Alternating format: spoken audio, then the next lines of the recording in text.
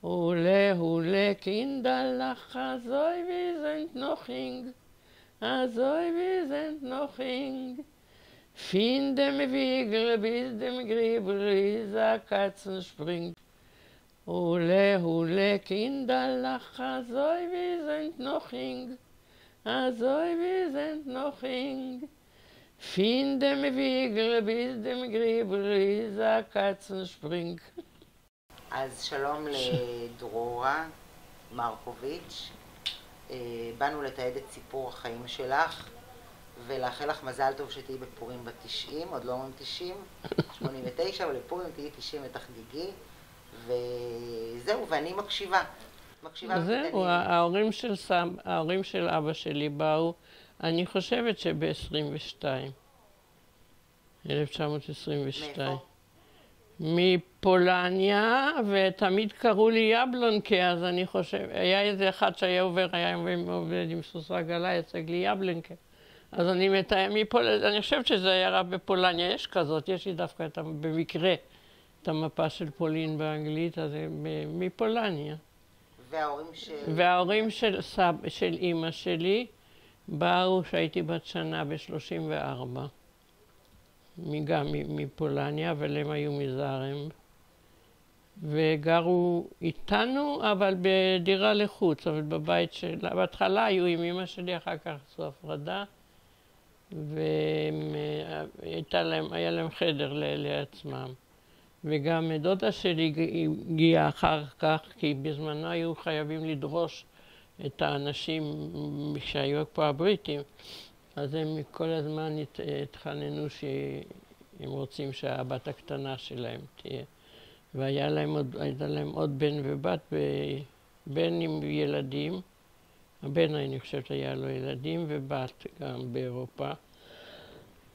אבל בגלל שהיה קשיי קיום והסתמכו על אמא שלי, אז היא אחר כך הצטערה על זה כשהתחילה המלחמה, אבל אז היא לא הביאה אותם, הם נשארו שם. אני נולדתי בהדסה בתל אביב, אבל גרנו כבר בגבעתיים.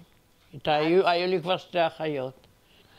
הבית פרטי, בהתחלה היו כאיזה 5 חדרים, אבל לא גדולים.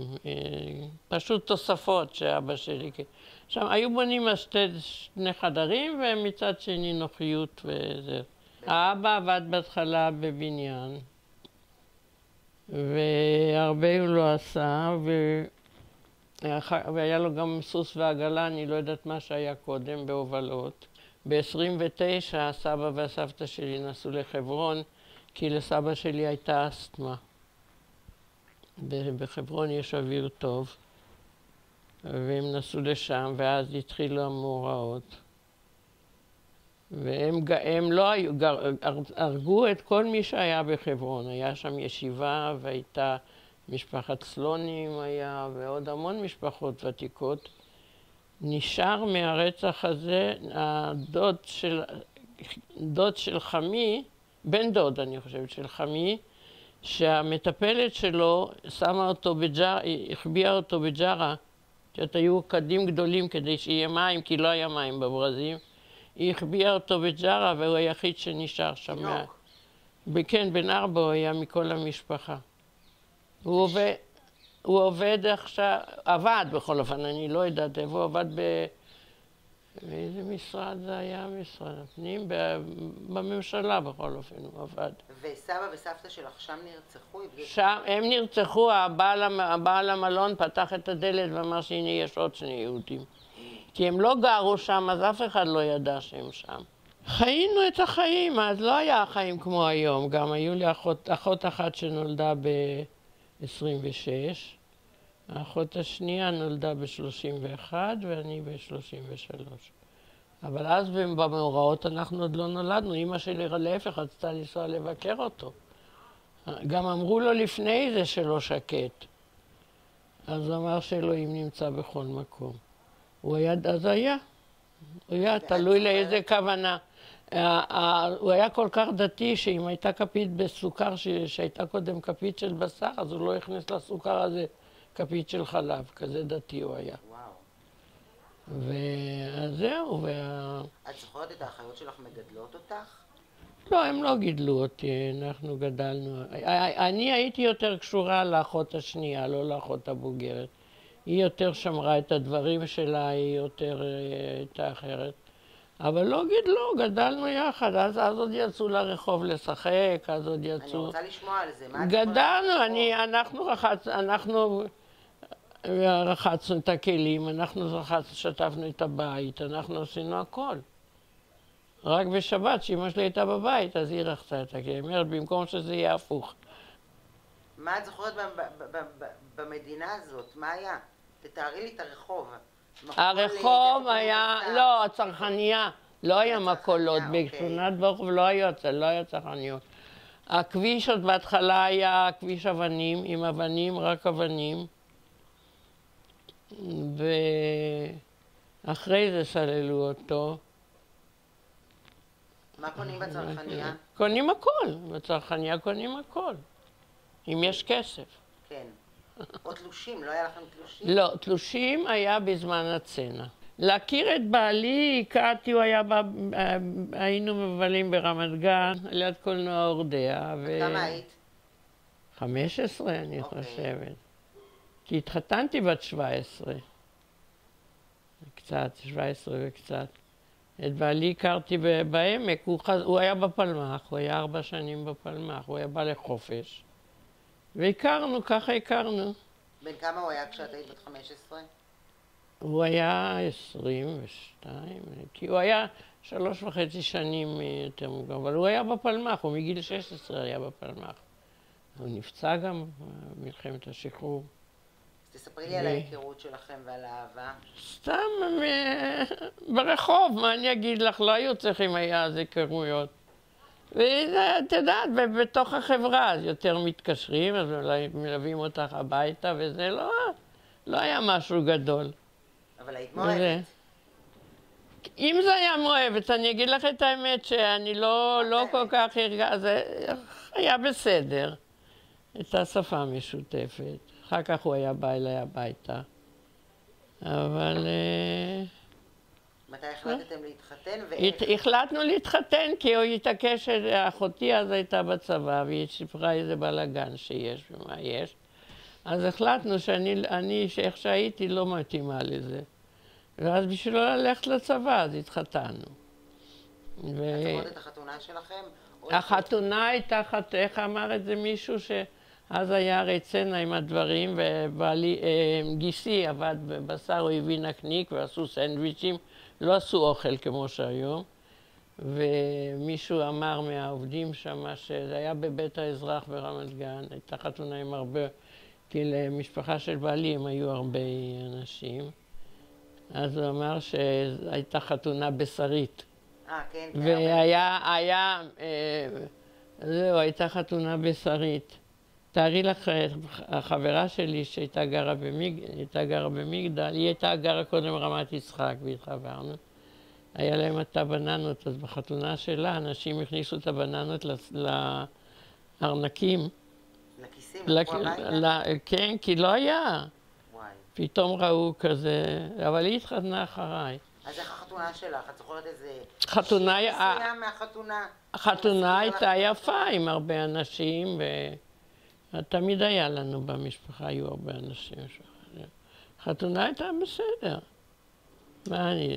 ואז איפה גרתם? אז גרנו אצל אמא שלי בחדר נוסף, עם שירותים ביחד, אבל מטבח היה לי לבד. 3.5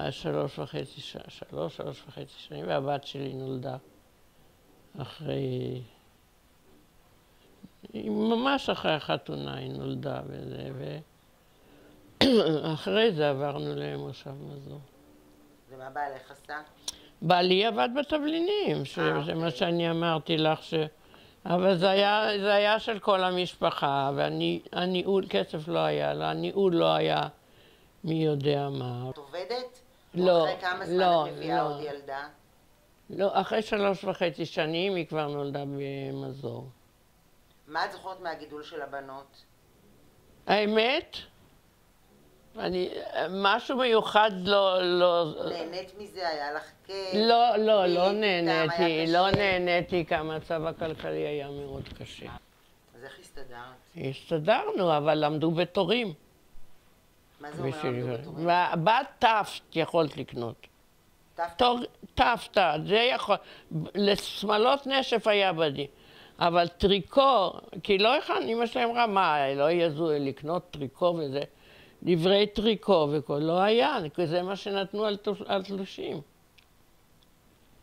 חיתולים, אוכל... חיתולים, גילדלתי את הבת שלי עם 6 חיתולים. שבקושי לא היה חיתולים גם. הם לא היו גם חיתולים. אוכל שהם קורנפלור היינו עושים, לא כמו שהיום שנותנים את הקנה. היינו עושים קורנפלור עם חלב. חלב היה לי, דווקא חלב קניתי מרפת, משכן שגר אצלנו, אז היה לי חלב טוב, שהיינו הולכים כל יום, בעלי היה הולך לרפת ומביא חלב. זה דווקא כן היה, פשוט לא כל כך רצה לאכול. איך היה לחמם את הבית, לקרר את הבית? עם תנור נפט. עם תנור נפט? עם תנור נפט, מה שיש היום גם, והיה עם תנור נפט לחמם את הבית. הרבה לא חיממנו. איזה אירועים גדולים את זוכרת מהשנים שהיית במדינת ישראל? כי אירועים, אז זה מה שאני אמרתי, אירועים גדולים לא זכרתי. אבל לא הייתה מדינה כשהגעת לפה. לא הייתה מדינה, אמרתי לך שאני פלסטינאית. כן, אמרת לי, אבל פתאום ב-48 מקימים מדינה. ב-48 כולם רקדו בחור. כמה היית שב-48? תעשי לי חשבון מ-33. 15, 16, מה את כן. זוכרת מהיום הזה? זה היה לילה. זה היה לילה, זה הקריאו את ברדיו. את התוצאות של את ההצבעה? התוצאות, יש, נו, אקסם. ישבתם מול הטלוויזיה? על יד כן, לנו לא היה רדיו, זה שמעו מהשכנים, אני לא זוכרת ממי. ולאחותי נדמה לי, ורקדו כולם וזה, ואמא שלי הייתה, היא תמיד הייתה פסימיסטית. היא אמרה, מי יודע כמה יהיה הרוגים מאלה שרוקדים, וככה היה. כי למעשה הקרבות התחילו בנובמבר, ב-29, שהחליטו על המדינה. אז כבר התחילו את זה במלט, בריפיינרים התחילו, הרגו שם 40 יהודים, הערבים עבדו שם גם כן, הרגו אותם הזאת, בעלי יש לו תעודת גיוס, הפנקס גיוס מינואר, לא מאפריל, מינואר. יש לו 4 ספרות בתעודת זהות. יואו. כן, 1, 2, 9, 5 נדמה לי, אני עוד זוכרת את זה. הם כבר היו בפלמ"ח, הם כבר היו בתוך המלחמה, ומינואר היה לו כרטיס חייל. את זוכרת תחושה של פחד במדינה? תראי, כשעברנו על יד שכונת בור הייתה גבעת רמב"ם, ואחרי זה היו פרדסים של הערבים. גם בננות היה מטע בננות, היה פרדסים, אנחנו נסענו בגבעת רמב"ם. בגיל 3 שרקו עליי כדורים. שנסענו עם עגלה עם סוס, אמרת לך, שהיה לנו מסלמה, שהיום זה שקמה נדמה לי. רמת שקמה קוראים לזה, על יד הפארק הלאומי זה היה סלמה, זה היה כפר ערבי, ומשם ירו. הערבים היו שם. נסענו כנראה נדמה לי קרח בנחלת יצחק, ונסענו עם עגלה ושרקו עלינו כדורים. אז היום שאת רואה את מדינת ישראל... אני רואה שמחריבים את המדינה היום. זה מה שאנשים לא מבינים. היום מחריבים אותה. איך אומרים? מהרסייך ומחריבייך ממך יצאו. זהו. אחר כך נתנו לזה שם גבעתיים, כי היו שכונות, היה רחוב ארלוזורוב, זה היה רחוב שיינקין זה היה רחוב. היה גבעת רמב"ם, והייתה גבעת פועלי רכבת, שהם גרו יחד, שזה היה בין גבעתיים לרמת גן. אז מזה נתנו את השם גבעתיים, משתי הגבעות. מה גרם לכם לעבור למושב מזור? מושב מזור, שלא רצינו לקנות, גם לא היה כסף וגם לא רצינו לקנות דירה בבית משותף, רצינו בית פרטי. ואז שכן של בעלי שגר, אמרתי לך שאבא שלו שם בנה דירות, גם אבא שלו על המגרש בנה דירות. הוא הכיר אותו והוא סידר לנו מהסוכנות, כי המושבים היו אז רק של העולים, וזה היה מושבים בספר. זה היה לכל אורך הגבול, הקו הירוק, כמו שעכשיו. אז הוא דיבר איתו, והוא סידר לנו, קנינו משק בבית, רצינו בית קרקע. אז קנינו משק במזור. וגרנו שם, בנינו את הבית כמעט לבד. עד העמודים ואת הרצפה עשו לנו בנאים, לא באו להמשיך לעבוד, כי הם היו מושבניקים גם. אז עד החלונות, עד שהיו צריכים חגורות, בעלי בנה אותו לבד. 2 חדרים גמרנו, ו2 חדרים נשארו רק הבטון, רק הבנייה. ואחר כך החזירו לנו את זה מהסוכנות, שסיימו לנו את 2 בתים האלה, כי הבתים שהאנשי מזור גרו, זה היה בתים של הסוכנות. כי זה היה מושב עולים, כי להם הייתה את הערבות שאנשים לא יצאו מהארץ בגלל שהיה להם את הרשימה, את השמות. לנו לא. אנחנו היינו יכולים לקום יום אחד וללכת. חשבת לזה לקום וללכת? לא, לא היה לי לאן. לא, אבל למה? כי אהבת את מדינת ישראל? הרגשת? לא ידעתי אלטרנטיבה. את אוהבת את הילדים שלך? פעם הם כאלה ופעם הם כאלה. חיינו, אני יודעת שאני לא אגור במדינה אחרת. אפילו שהיום שמקלקלים אותה, אבל לא ידעת אלטרנטיבה. והילדות שלך? הילדות שלי נולדו, אחת בגבעתיים הגדולה, והשנייה כבר נולדה במזור. אז בואי נחזור לאיך זה לגדל אותם. גן ילדים, בית ספר, הגן ילדים במושב זה בכלל טוב. גם בית ספר הם למדו, בהתחלה זה היה בבית ספר במזור עצמו, ואחר כך הם למדו בבני עטרות. כן. כן, כי בכל מושב, היה כמה מושבים מאזור מודיעין, והם למדו בבני עטרות. גם היו כיתות קטנות, היו להם הסעות. היה עניינים עם הילדים או כל דבר חלק? לא היה כמו היום, לא היה כמו, אני בכל אופן לא היה כמו היום. לא. איזה אמא היית? דאגנית, חרדתית? לא, אני לא הייתי דאגנית. אמרתי, מה שצריך לקרוא יבוא הביתה, לא צריך לרדוף אחריו. לא הכל, לא, כשגרנו גם הם הלכו גם לגן לבד. לבד? לבד, בטח. מה היה לך בית? לנו היה אוטו, לעוד מישהו היה אוטו וחצי. הם הלכו לגן לבד, לכל מקום הלכו לבד. ואיזה בילויים היו לך? בילויים לא היה הרבה, כי לא יכולתי גם לצאת. בגלל שהיה לי 2 ילדים קטנים. אז גם לא יכולתי לצאת. אז לא יצאתם, לא ביליתם, לא היה חגיגות בערב, מפגשים חברתיים? היו חגיגות של כל המושב בחגים, היו עושים את זה בבית העם, שזה היה גם קולנוע. היו עושים את זה, אבל לא כמו היום. יש איזה סרטים מיוחדים שראית בצעירותך? מה שהביאו. אבל את זוכרת מה לא זוכרת, לא. היום גם אמרתי, למה אני יכולה לראות סרט פעם שנייה, כי אני לא זוכרת הרבה. באמת? זיכרון אין לי טוב. בכלל לא. לא משהו מיוחד. אז איך היית מגדירה את החיים פעם? אם את באה לספר את זה עכשיו, לי, איך היו החיים בישראל? הם היו יותר מעניינים, כי היה לך למה לשאוף. היה לך שעוד יסתדר טוב. היה לך שעוד יהיה יותר טוב. תקווה, כל הזמן בתקווה. בדיוק, והיום אין לך כבר, את רואה שזה הולך בדיוק הפוך. הייתה תקופה שמי שבא לארץ, ושם כל העולם הרי שמע על היהודים, חשבו שאנחנו מיליונים. כל ה500,000. היו הרי 500,000 יהודים בארץ כשהתחילה מלחמת השחרור. אחר כך תארי לך איזה עם היה קולט 1.5 מיליון, 500 איש, 500,000 על 1.5 מיליון. היה חיים פשוטים. נחזור רגע לגידול של הבנות שלך. הבנות, גידלתי אותה, הלכו לבסדר, הייתי איתם, היה אכפת לי כל דבר שמה שהם עושים. ידעתי איפה הם, ידעתי מה הם היו צריכים, חברות היו באים הביתה. היו משחקים, עושים להם בתים עם בובות. היה להם חבר, גר על ידינו משפחה, בית אחד הפריד בינינו, שהבת הגדולה והבת שלי היו באותה כיתה, והבן והבת שלי השנייה היו גם חברים, עד שהיא התחילה ללכת עם החבר שלה.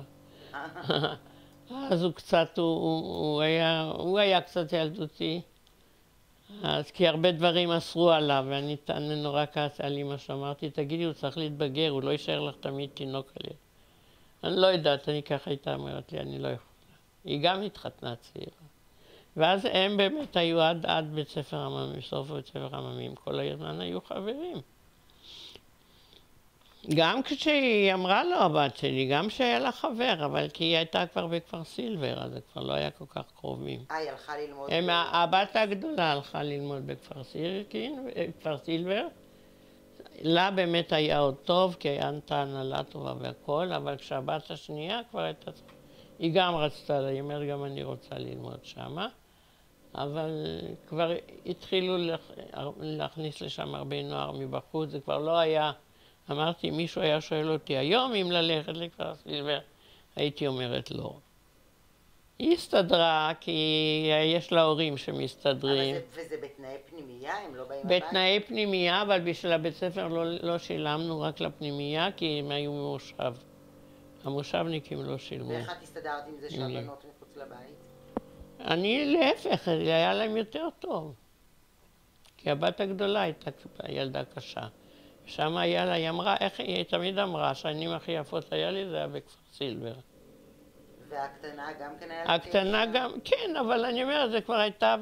כי היא הכירה כבר את החבר שלה שאחר כך התחתנו. שכשפגשו אותם, אתם עוד ביחד? באמת? מאיזה גיל היא איתו? מגיל 5. הוא למד בבית ספר מקצועי, ואני לא יודעת שמה הוא... היה לו משהו עם המנהל או עם המורה שלו. ואז שלחו אותו ללמוד בכפר סילבר. אבל הוא יצא אחרי 2 כי הוא למד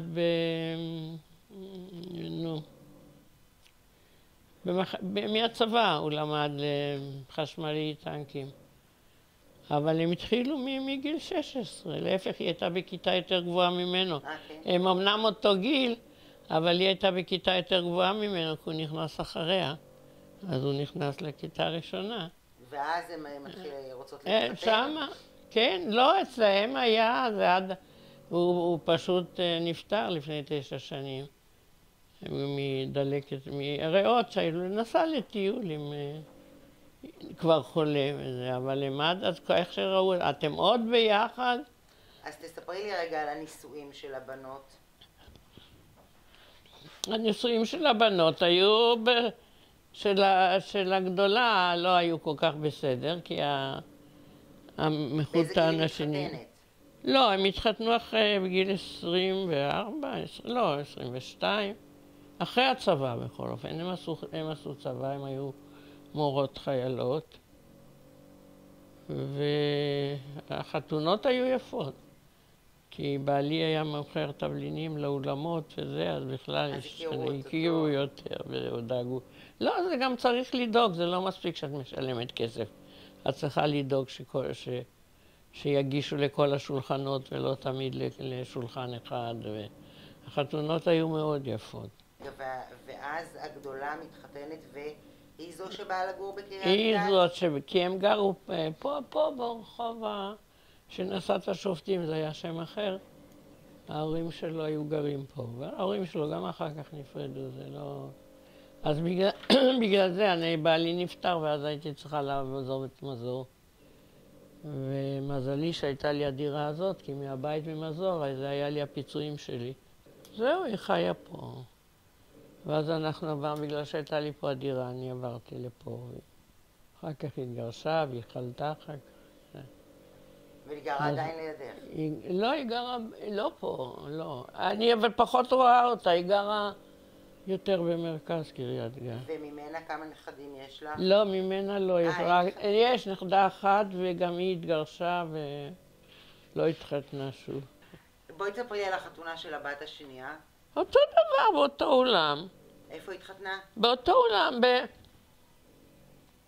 זה ביצחק שדה, אבל איך קראו לעולם? בתל אביב. בתל אביב, כי גרנו עוד בזה, באמת, הוא עבד שם, עבד ברמת גן. אוקיי, היא מתחתנת ואיפה היא עוברת לגור? היא עוברת לגור בבאר שבע, כי מי שהתחתנה היה כבר בצבא קבע והוא נשאר, הוא היה בחימוש, והיא למדה בסמינר, אז הם רצו שיהיה להם אותו מקום שיגורו. אז הם עברו לגור בבאר שבע. ולה נולדו 3 ילדים?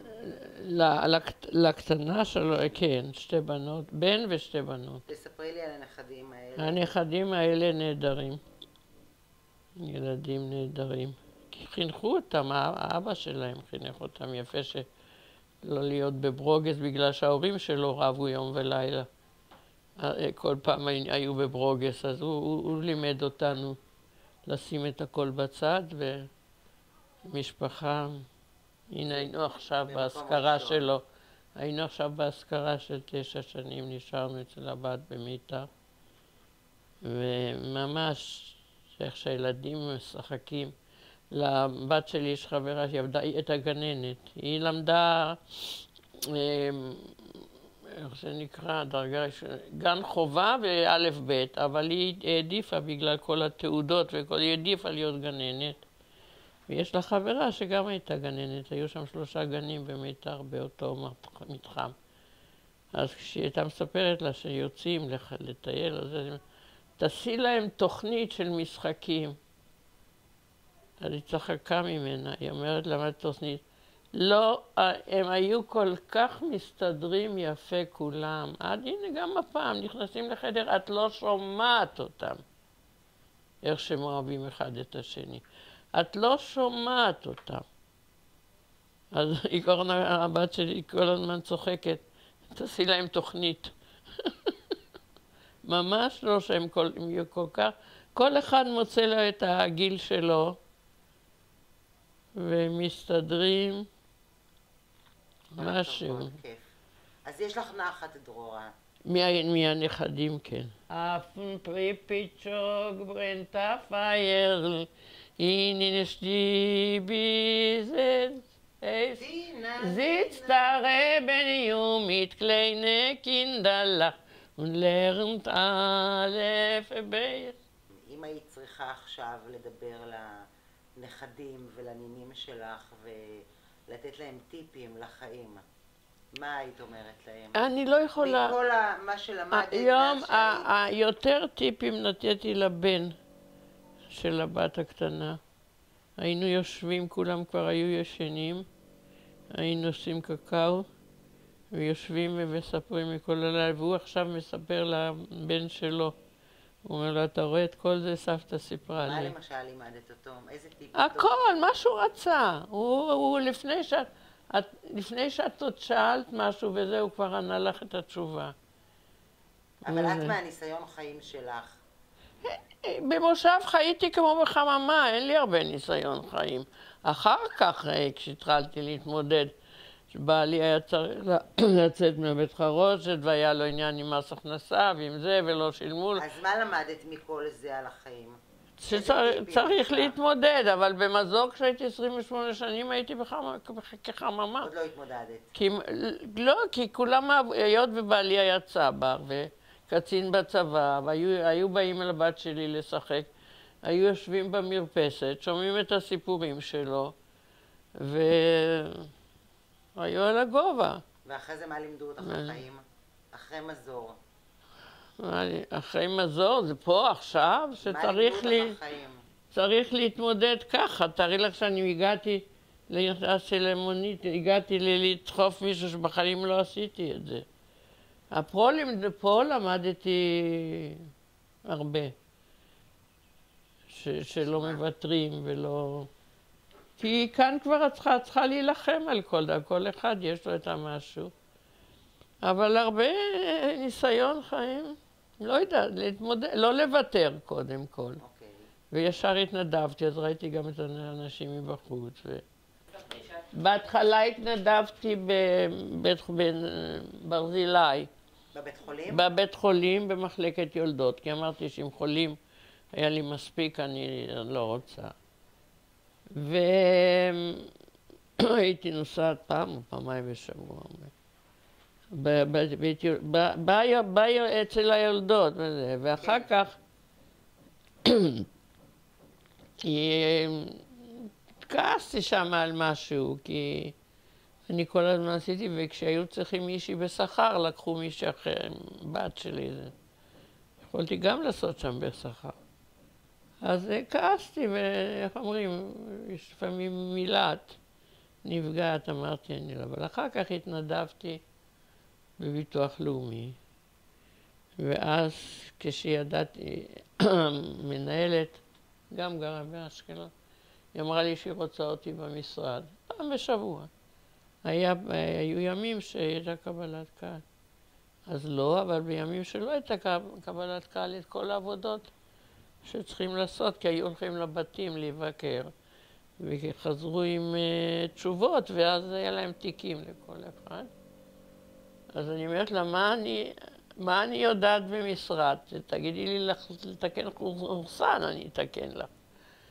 אז אני אומרת, לא משנה, את יושבת פה על ידי, את יודעת עברית. היום כבר יש לה יותר כאלה שיודעות עברית, אבל אז לא, אז עוד היו העולים חדשים. אז היא אומרת לי, מזה למדתי המון. אז גם עוד שהתנדבתי בביטוח לאומי, אני התנדבתי ביד שרה, כי זה פה קרוב לי, וזה, והמנהל מינה אותי שאני אטפל במי שלא מחזיר או לא משלם של הציוד. ועד היום אני עושה את זה 20 וכמה שנים. את מתנדבת כבר 20 וכמה שנים? אני אומרת, מי שבאתי לקריית גת התנדבתי. כל הכבוד, מגיע לך כל הכבוד. את חייבת לעשות משהו, את לא יכולה. יש לי מה, אני תופרת ואני סורגת ואני... כל הקורסות האלה, היו 3 קורסות והם התנדנדו הרגליים מהשלוש, סידרתי 2, הכל, כל זה, התמבור, התמבור, הסיוד, התלייה, התבנורות, הכל. אני עושה בבית. אני מדפדפת לך באלבום. תדפדפי. היום אני כבר לא יכולה, כי אני אני קודם כל התקצרתי. ממש רואים את זה, ממש התקצרתי. וגם אין, הנה פה יש לך טפטים, הכל הדבקתי לבד. דברים לא באים בקלות? כן, אני יודעת, אתם למעשה למדתם מהמעשים שלנו, זה לא... אבל איזה אנשים להיות? מה? להיות אנשים אכפתיים, אבל לא להיות חנונים. מה עוד? זה מה שאני רוצה לשמוע. שאם את עכשיו אוספת את הנכדים ואת אומרת להם, טיפים לחיים יותר טובים. הם ייתנו לי. עם הגר אני הייתי סבתא במשרה מלאה. כי הגר נולדה 9 שנים אחרי אחותה. כשהילדים הקטנים נולדו, הבת שלי שמפה שאמרתי לך שהייתה חולה, היה לה אבן בכליות, וזה במקום ללכת ללמד בבית ספר, היא הלכה לקופת חולים. ואז הם היו בהפרש של 3.5 שנים, והגר זה 9 שנים. להגר הייתי כבר פנויה מילדים קטנים, והיא הייתה באמת, הייתי סבתא במשרה מלאה אצלה. זה כן. איך היה לגדל אותה? לגדל אותה היה נחמד, אחרי שהשתוללה. היא הייתה בסדר. בסדר? היא הרבה יותר מבסדר, היא בסדר פלוס. לא, עכשיו היא הייתה... ספרי שהייתי קלפטה, ספרי. קלפטה לא, היית שובבה. היית מטפלת מהבוקר עד הלילה? לא, הייתי באה אליהם, היה לי רכב, הייתי באה אליהם בערך כל שבועיים, אז הרבה פעמים מיום חמישי הייתי קונה לאורנה בשוק, לאמא שלה בשוק וזה, ונשארת, וחוזרת או מוצאי שבת או יום ראשון, אז היא אומרת לי, והיא הייתה אצל חברות, מה, את כבר הולכת? אני אומרת לה, אני נמצאת פה 3 ימים, ואת לא ראית אותי בכלל, לא ראיתי אותך. אמרת לי, לא משנה, העיקר שאני יודעת שאת פה. נכון, זה נכון. העיקר, אמרתי, העיקר שאת יודעת שאני פה. שאת פה. היא הייתה בטוחה שאני נוסעת לבאר שבע וחוזרת אליהם. כשהייתה תינוקת, השבועיים היו צפופים. שהיא כל פעם ראתה אותי. אז זהו, אחר כך שהייתה יותר גדולה, לא ראיתי אותה בכלל. מה, את כבר הולכת? אצלה באמת הייתי סבתא במידה. לא, האמת, לבן לא הייתי צריכה להעיר ושיעורים בכל. אחותה הייתה קצת חלשה, לא אהבה כל כך את הלימודים. זה מה שהיא עושה היום, אני מתפלאה בכלל איך היא הגיעה לזה. אבל אז בהתחלה מאוד הערתי וזה. אחר כך ראיתי, היא התחילה כאילו ככה, לא לשנוא, אבל לקבל אותי בשלילה. אז אמרתי, רגע אחד, הילד, אני לא מלמדת אותך יותר, אני רק סבתא שלך. זה נדמה לי במצעד, זה בא לי פה, הנה מאיפה. זה נדמה לי. אני לא רואה. כן, זה אנשי צבא, זה מדהים. זה במדים, כן, זה הכל מהצבא, מטעם הצבא. רגע, בואי נדפדף רגע. זה סיני. הנה, זה סיני, כן. זוכרת הטיול הזה, על הכיף? לא, זה לא, זה הוא, זה שהיה במילואים. זה שלא בלבד, כן. זה היה במילואים. הטיול צריכה להיות גם עוד אישה. נהנית לדבר על החיים שלה? כן, למה לא? את חושבת שזה משהו שחשוב שהנכדים זה חשוב, כי יש משפחות שבכלל אין קשר עם הנכדים, גם עם ההורים בורחים מהבית. אז את בורחת. כשאני רואה את 9 הנינים שלי ואיך הם מתנהגים אחד עם השני, ואיך שהם מתנהגים איתי, ואיך שהם באים, או אני באה ישר באים לתת לי נשיקה ושלום, וזאת ההנאה שלי בריבית דריבית. Affen Pripitschog brennt auf Feier, ihnen Stiebis sitzt der Rebellion mit kleinen Kinderlach und lernt alle Verbeir.